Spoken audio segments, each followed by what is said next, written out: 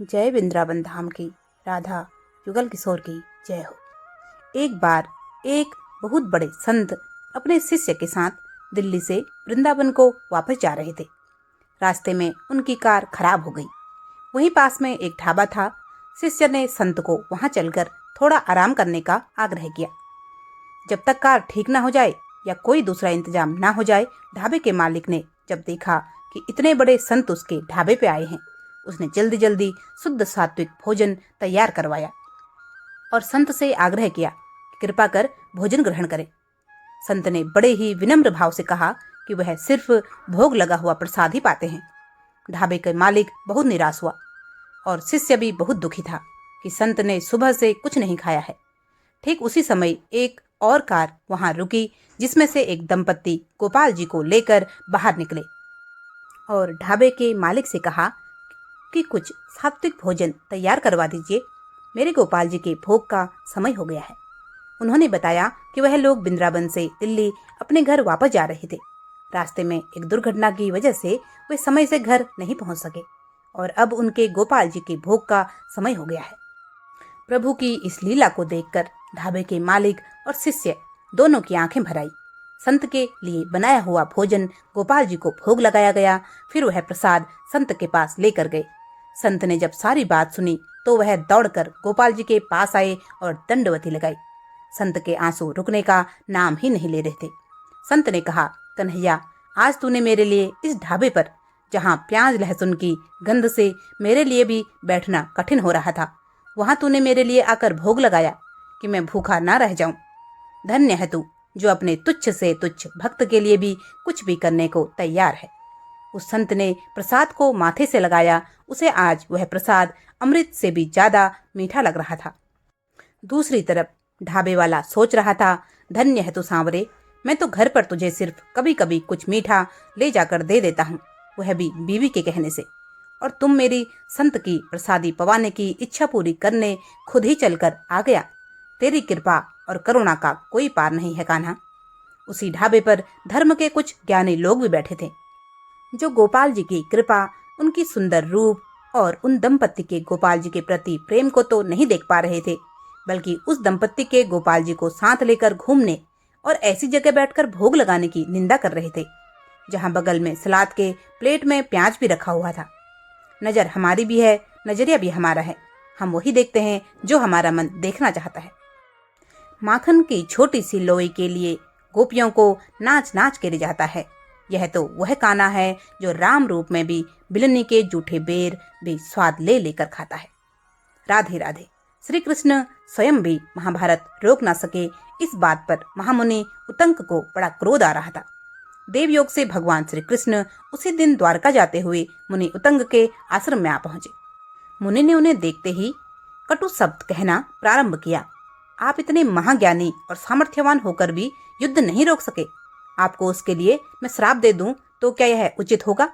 भगवान श्री कृष्ण हंसे और बोले, किसी को ज्ञान दिया जाए, समझाया जाए और रास्ता दिखाया जाए, तो भी वह विपरीत आचरण करे तो इसमें ज्ञान देने वाले का क्या दोष? यदि मैं स्वयं ही सब कुछ कर लेता तो संसार के इतने सारे लोगों की क्या आवश्यकता थी? मुनि का क्रोध शांत नहीं हुआ। लगता था वह नहीं मानेंगे, श्राप दे ही देंगे। तब भगवान श्री कृष्ण ने अपना विराट रूप दिखाकर कहा, महामुनि, मैंने आज तक किसी का अहित नहीं किया। निष्पाप व्यक्ति चट्टान की तरह सुदृढ़ होता है। आप श्राप देकर देख लें, मेरा कुछ नहीं बिगड़ेगा। आपको किसी वरदान की आवश्यकता हो तो हमसे मांग लें। तंग मुनि ने कहा, तो फिर आप ऐसा करें कि इस मरुस्थल में भी जल वृष्टि हो और यहाँ भी सर्वत्र हरा भरा हो जाए। श्री कृष्ण ने कहा, तथास्तु, और वहां से आगे बढ़ गए। दिन चढ़ते ही धूल भरी आंधी आ गई और मुनि मनुस्थल में ही भटक गए।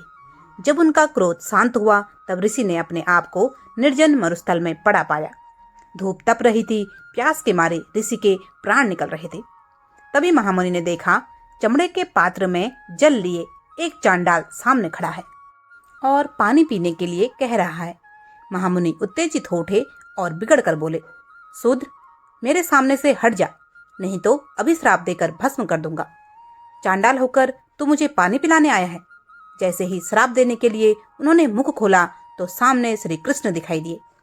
भगवान श्री कृष्ण ने कहा, नाराज ना हो महामुनि, आप ही तो कहा करते हैं कि आत्मा ही आत्मा है, आत्मा ही इंद्र और आत्मा ही परमात्मा है। फिर आप ही बताइए कि इस चांडाल की आत्मा में क्या इंद्र नहीं थे?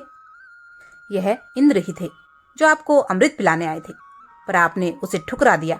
बताइए अब मैं आपके कैसी सहायता कर सकता हूँ? यह कहकर भगवान श्री कृष्ण भी वहां से अंतर ध्यान हो गए और वह चांडाल भी। मुनि को बड़ा पश्चाताप हुआ। उन्होंने अनुभव किया कि जाति, कुल और योग्यता के अभिमान में डूबे हुए मेरे जैसे व्यक्ति ने शास्त्र ज्ञान को व्यवहारिक नहीं बनाया।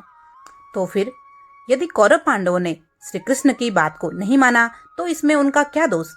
महापुरुष केवल मार्गदर्शन कर सकते हैं। यदि कोई उसे प्राप्त ज्ञान को आचरण में न लाए और यथार्थ लाभ से वंचित रहे तो इसमें उसका क्या दोष? जय जय श्री राधे। सेवा कुंज में एक बार बाबा ने रात बिताई कि देखो तो सही रास होता है। कहते हैं एक दिन रात भर रहे, कुछ नहीं देखा, तो मन में यह नहीं आया कि सब कुछ झूठ है। दूसरी रात फिर भी मंदिर बंद होने पर लताओं में छुपकर रात बिताई। उस रात कुछ न के बराबर मध्यम मध्यम अनुभव हुआ। एकदम न के बराबर उस दिव्य संगीत को सुना, लेकिन उस संगीत के स्वर लहरियों का ऐसा प्रताप हुआ कि बाबा मूर्छित हो गए। जब सुबह चेतना में आए तो लगा कि अब दर्शन तो करना ही है। ऐसा संकल्प ले लिया। बाबा ने अपने प्राणों की बाजी लगाकर एक बार और प्रयास किया कि देखूं तो सही रास कैसा होता है। तो इस तीसरी रात श्री हरि बाबा जी के पूज्य गुरुदेव लताओं के बीच कहीं छुप गए। आधी रात तक उन्होंने लिखा कि कहीं कुछ दर्शन नहीं हुआ, परंतु प्रतीक्षा में रहे। कहते हैं मध्य रात्रि होने पर निधिवन सेवा कुंज में एक दिव्य सुगंध का प्रसार होने लगा, एक अलौकिक सुगंध। बाबा सावधान हो गए, समझ गए कि लीला आरंभ होने वाली है। बाबा और सावधानी से बैठ गए। तभी कुछ समय बाद बाबा को कुछ धीरे धीरे नुपुर के झंकार की आवाज आने लगी। क्षण क्षण क्षण बाबा को लगा कोई आ रहा है। तब बाबा और सावधान हो गए। बाबा ने मन को संभाला और गौर से देखने का प्रयास किया।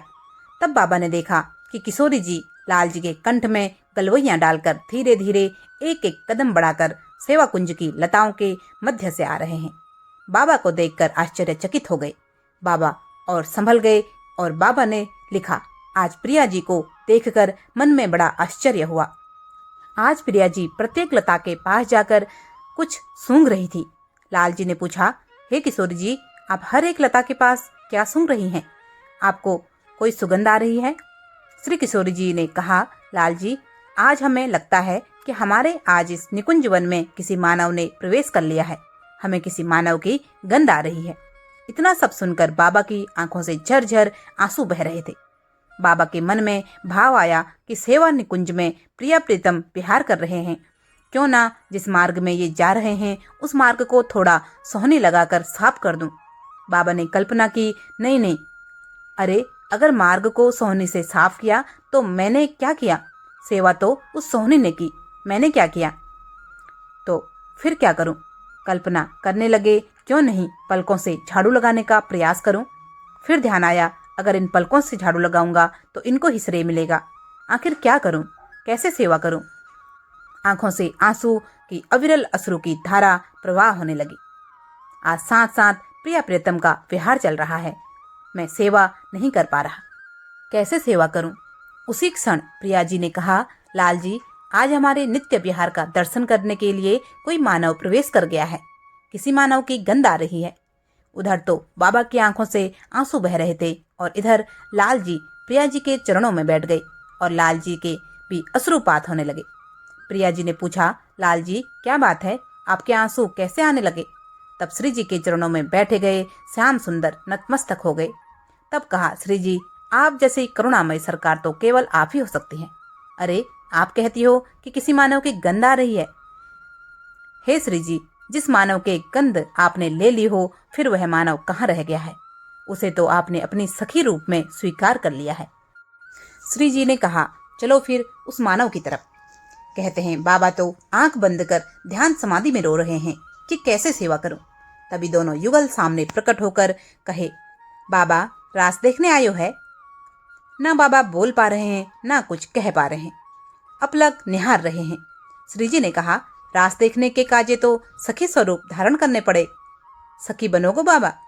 बाबा कुछ नहीं बोले। करुणामयी सरकार ने कृपा करके श्री जी अपने हाथ से अपनी प्रसादी चंद्रिका उनके मस्तक पर धारण करा दी। इसके बाद बाबा ने अपने डायरी में लिखा, इसके बाद जो लीला मेरे साथ हुई न वह वाणी का विषय था न वह कलम का विषय था। यह सब स्वामी जी की कृपा से निवृत्ति निकुंज की लीला प्राप्ति होती है। स्वामी जी के रस प्राप्ति के लिए इन 9 भक्ति को पार करना होता है। प्रथम भगति संतन कर संगा, दूसरी रति मम कथा प्रसंगा, गुरुपद पंकज सेवा, तीसरी भक्ति अमान, चौथी भगति मम गुण गण करे कपट तजगान, मंत्र जाप मम दृढ़ विश्वासा, पंचम भजन सोबेद्र प्रकाशा, छठदम शील बिरति बहु कर्मा, निरत निरंतर सज्जन धर्मा, सातव समय मोहिमय जग देखा, मोते संत अधिक कर लेखा, आठवां जथा लाभ संतोषा, सपने हूँ नहीं देखही पर दोषा, नवम सरल सब सन छन हीना, मम भरोस ही यह हरस न दीना, नव महु एक जिनके होई, नारी पुरुष सर चाचर कोई, मम दर्शन फल पर मैं अनूपा, जीव पाई निज सहज स्वरूपा।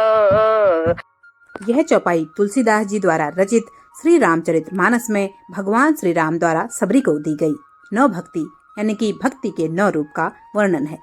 इसका हिंदी में अर्थ इस प्रकार है, जो मैं फटाफट से आपको 2 लाइन सुना देती हूँ। पहली भक्ति यह है कि संतों का संग करना चाहिए। संतों के साथ रहने से मनुष्य को सन्मार्ग पर चलने की प्रेरणा मिलती है। दूसरी भक्ति यह है कि भगवान की कथा और उनकी लीलाओं को सुनने और उनका आदर करने में रुचि हो। और तीसरी भक्ति है गुरु के चरण कमलों की सेवा करना और अपने मन से अभिमान को दूर करना। चौथी भक्ति है कपट छोड़कर भगवान के गुणों का गान करना और उनका ध्यान करना। 5वीं भक्ति है मंत्र जाप, यानी कि भक्ति यह है कि भगवान का नाम जप करना और उन पर दृढ़ विश्वास रखना। 6वीं भक्ति है संयम, शील और धर्म। मन और इंद्रियों को संयमित रखें, विनम्रता अपनाएं और धार्मिक कर्मों में रुचि रखें। 7वीं भक्ति यह है कि भगवान को सर्वत्र देखें और संतों को भगवान से भी अधिक सम्मान दें। 8वीं भक्ति यह है कि अपने भाग्य पर संतोष रखें और कभी दूसरों के दोष न देखें। 9वीं भक्ति है कि सरल और विनम्र रहें, सभी के प्रति समान व्यवहार करें और भगवान पर पूरा भरोसा रखें। इन 9 भक्ति का फल, जिसके भीतर इन 9 में से एक भी भक्ति है, वह स्त्री पुरुष चर अचर सभी भगवान का परम प्रिय हो जाता है। भगवान के दर्शन से जीव को अपने सहज स्वरूप की प्राप्ति होती है और वह परम शांति को प्राप्त करता है। सगुण रूप में भगवान की उपासना करने वाले, दूसरों का भला करने वाले, नीति और नियमों के पक्के तथा ब्राह्मणों ज्ञानी संतों के चरणों में प्रेम रखने वाले भक्त भगवान के लिए प्राण के समान प्रिय हो जाते हैं। आज की यह जानकारी आपको पसंद आई हो तो कृपया वीडियो को एक लाइक जरूर करें। चैनल को अभी तक भी सब्सक्राइब नहीं किया है तो कृपया सब्सक्राइब अवश्य करें। आपका बहुत बहुत धन्यवाद। राधे राधे। जय श्री कृष्ण। जय जय श्री राम।